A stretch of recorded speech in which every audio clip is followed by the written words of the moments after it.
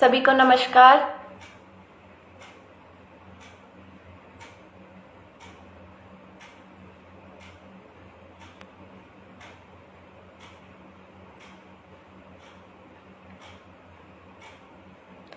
नमस्ते योगिनी जी। नमस्ते।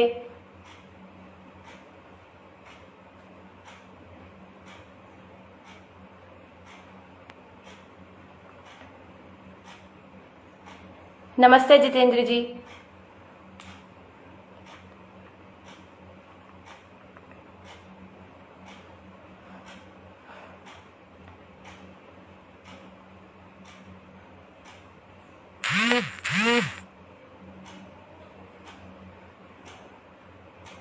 नमस्ते गुरजीत मैम।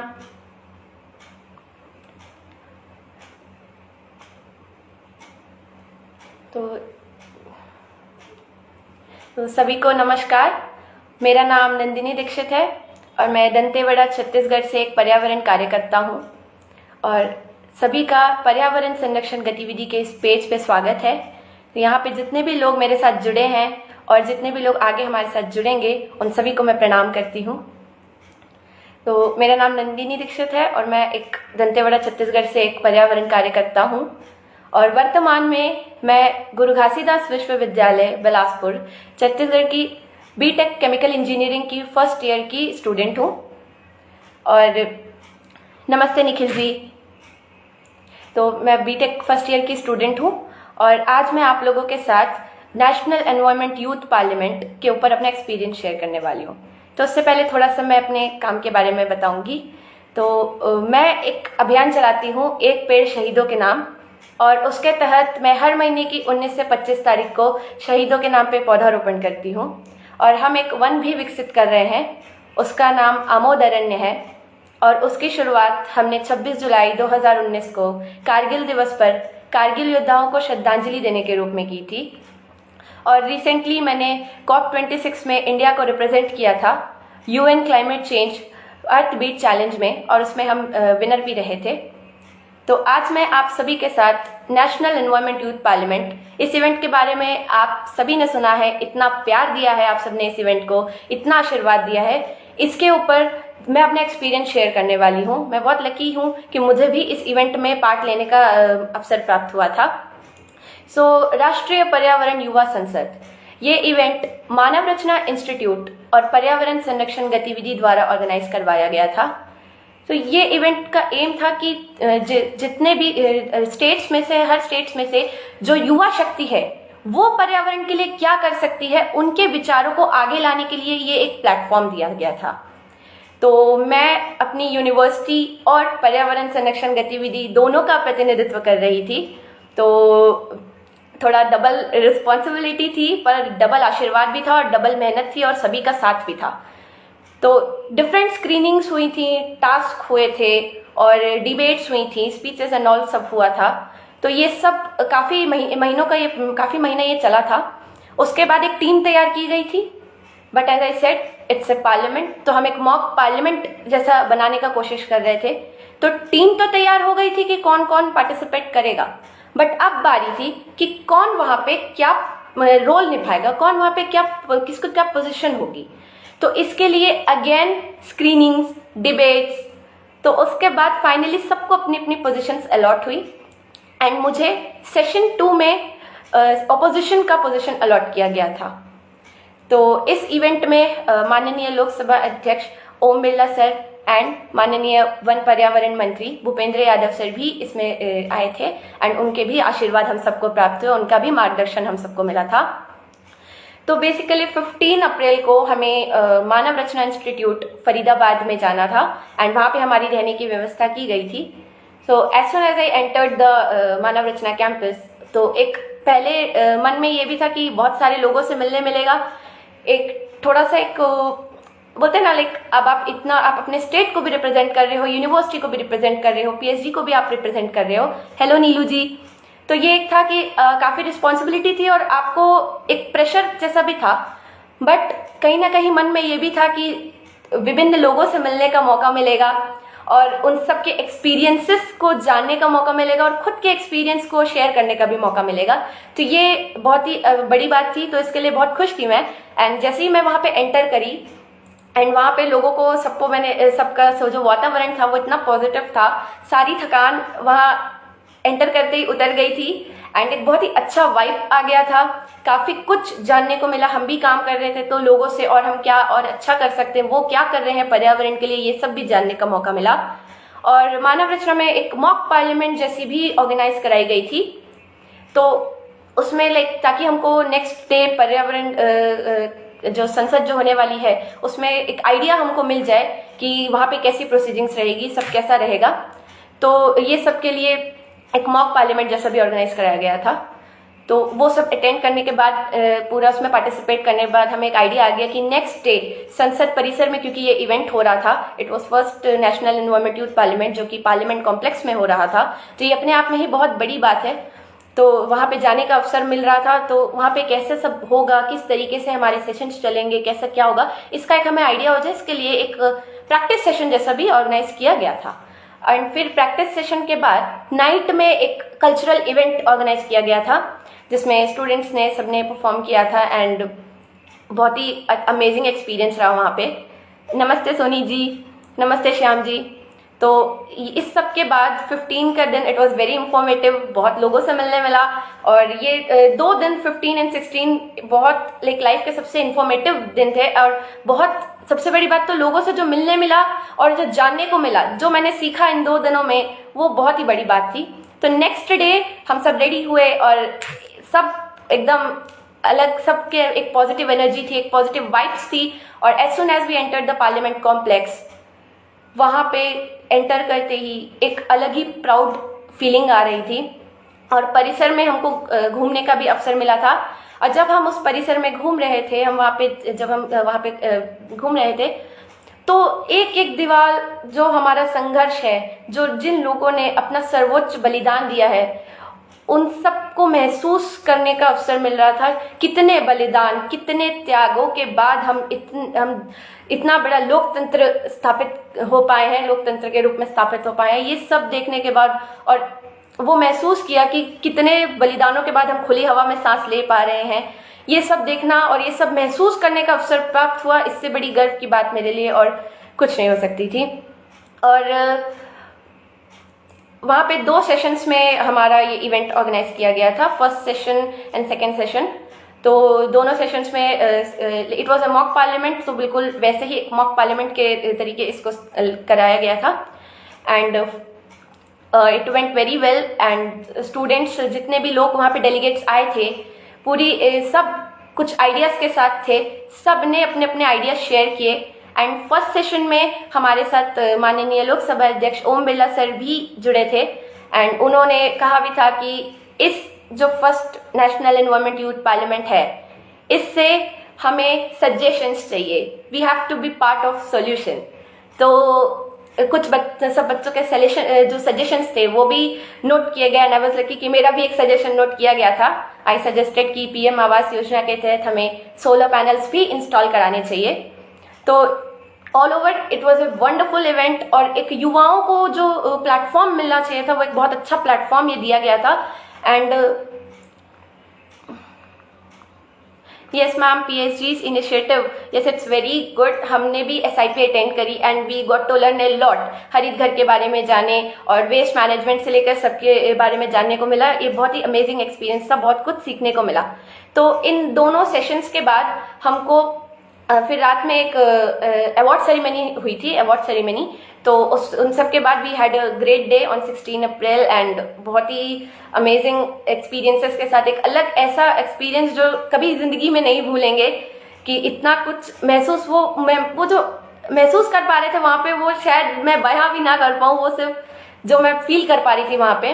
तो मैं वहाँ पे शहीदों के सम्मान के एक मैसेज के साथ गई थी एंड बहुत ही लोगों का सबका सपोर्ट मिला, सबका आशीर्वाद मिला, जिससे बहुत ही अच्छा महसूस हुआ। तो देखिए, मेरा मानना है कि पर्यावरण संरक्षण जो है ये एक सोशल इशू है और इस पे सबको साथ आके काम करने की जरूरत है। और कहा जाता है कि सबसे बड़ा थ्रेट ही एनवायरनमेंट को ये सोचना कि कोई और इसे आके बचाएगा।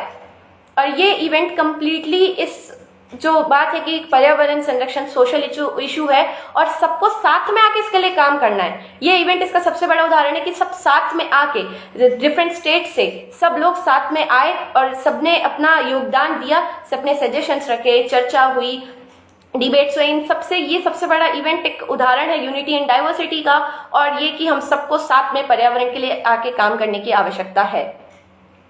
और पर्यावरण संरक्षण के लिए एक संदेश से पहले मैं आप लोगों से कुछ पूछना चाहूंगी। आप लोगों ने कोरोना में न्यूज़ में काफ़ी कुछ सुना होगा कि नदियां साफ हो रही है, नेचर अपने आप को हील कर रहा है। जब हम लॉकडाउन लगा था तब आप सब ने ये सब चीज़ें सुनी होगी, न्यूज़ में काफ़ी आ रहा था। तो एक पॉइंट पे it's a very good thing कि हम मतलब बहुत अच्छा लग रहा था सुन के कि नेचर अपने आप को हील कर रहा है और नदियां साफ हो रही है, सब सुन के बहुत अच्छा लग रहा था। But at second point just realise कीजिए, हम घर में थे और तब नेचर अपने आप को हील कर रहा था।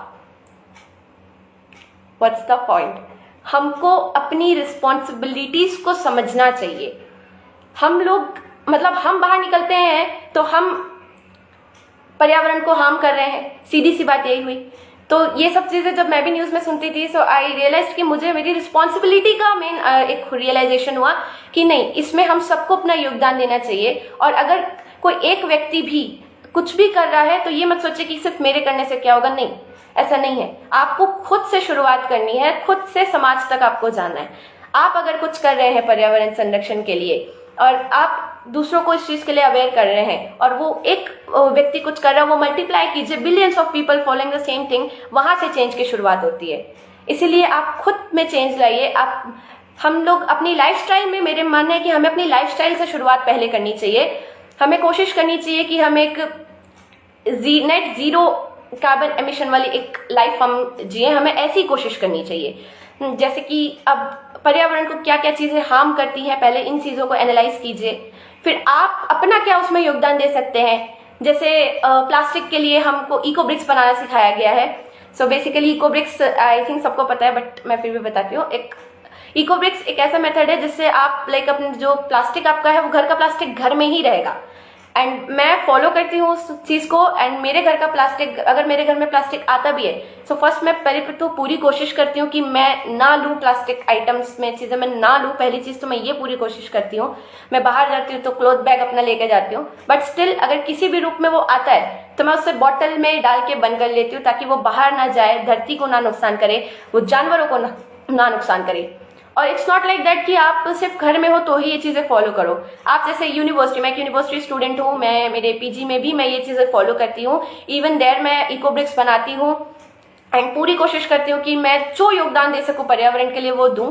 आप अपने घर को प्लांट से, खरीद घर बनाइए, प्लांट से पूरा आप अपने घर को सजाइए अच्छे से। और बोला तो जाता है, ये तो बोला जाता है कि वृक्ष तो धरती का गहना है, और जितने भी आप वृक्षों से आप जितनी भी धरती को सजाइए उतना ही कम है। तो नमस्ते प्रमोद जी। तो ये सब कुछ इनिशिएटिव्स हैं, जैसे लाइट्स, अब छोटे छोटे स्टेप्स से हमें शुरू करना है, छोटे छोटे कदम लेने हैं। तो और बहुत मैटर करते हैं स्मॉल स्टेप्स।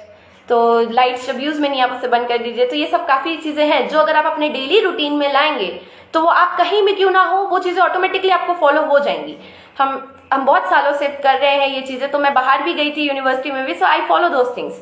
टैप इरेटर्स और बहुत चीज़ें हमको सिखाई जाती हैं, छोटे छोटे स्टेप्स जो हमको लेने चाहिए।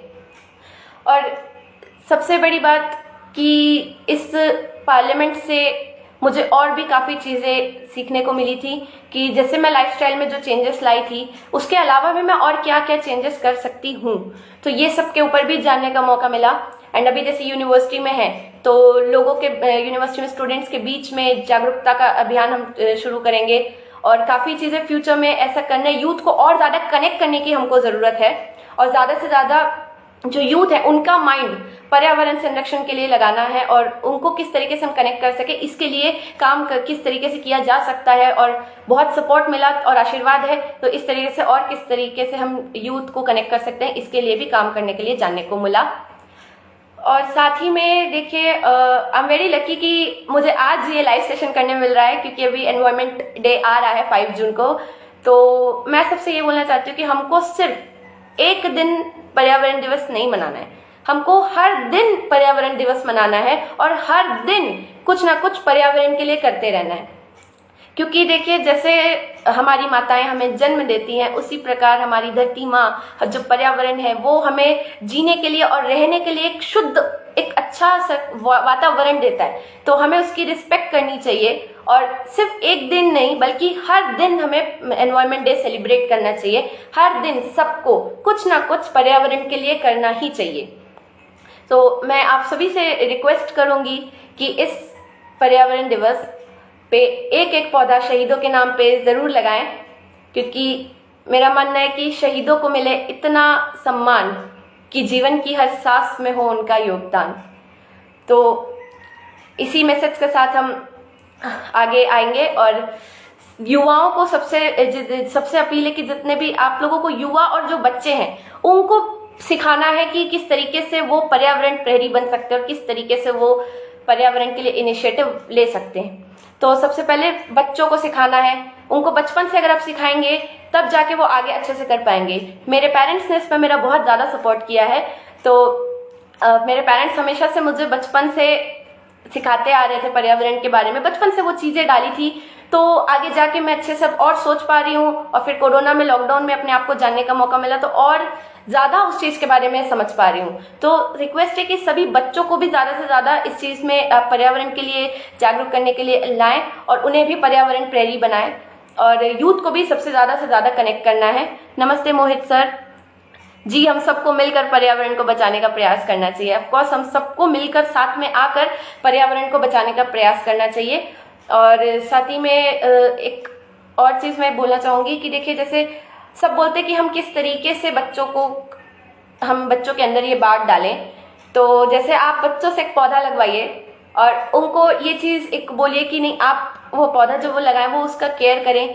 तो जब वो उसको बढ़ते देखेंगे, और उनकी केयर करना बहुत ज़्यादा इंपॉर्टेंट है। आप जितने भी पौधे लगा रहे हैं, जितने भी, उनकी केयर सबसे ज़्यादा इंपॉर्टेंट है, बिकॉज लगा के सिर्फ नहीं करना है, सिर्फ उसकी केयर भी करनी है। तो बच्चों में इन छोटे छोटे चीज़ों से थोड़ा सा उनको, जैसे लाइट्स यूज में नहीं है तो बोले कि नहीं आप बंद करो, तो ये कुछ चीज़ें छोटी छोटी हैं, अगर आप उनमें डालेंगे, उनको सिखाएंगे तो बच्चों के अंदर भी वो अंदर से आता जाएगा।